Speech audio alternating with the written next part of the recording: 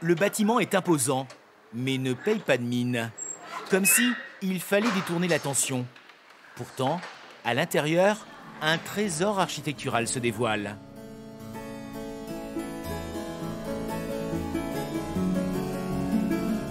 L'ornementation du XVIIe siècle est exceptionnelle, variée, colorée.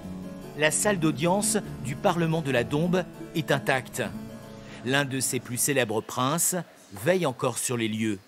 On voit ici le duc du Maine. C'est le prince de Dombes. Il est le fils de Louis XIV et de Madame de Montespan. Donc c'est un fils bâtard mais qui a été légitimé. Ce qui fait qu'on retrouve ses armes ici avec les fleurs de lys sur ces deux parties qui encadrent son portrait.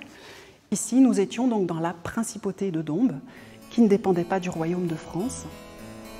Trévoux a donc été la capitale d'une principauté. François Ier fut le premier à laisser cette province s'administrer. Au musée de la ville, on trouve des traces du passé d'un petit pays souverain.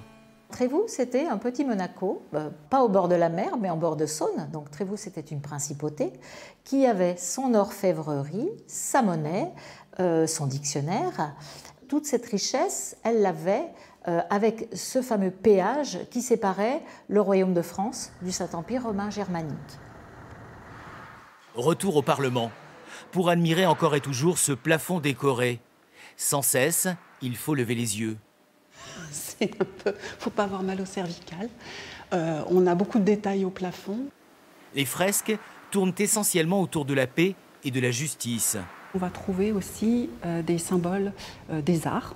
Sont représentés des instruments de musique, des instruments d'astronomie, par exemple, ou de calcul, qui montrent qu'au final, dans un lieu qui est bien administré, vont pouvoir se déployer aussi les arts.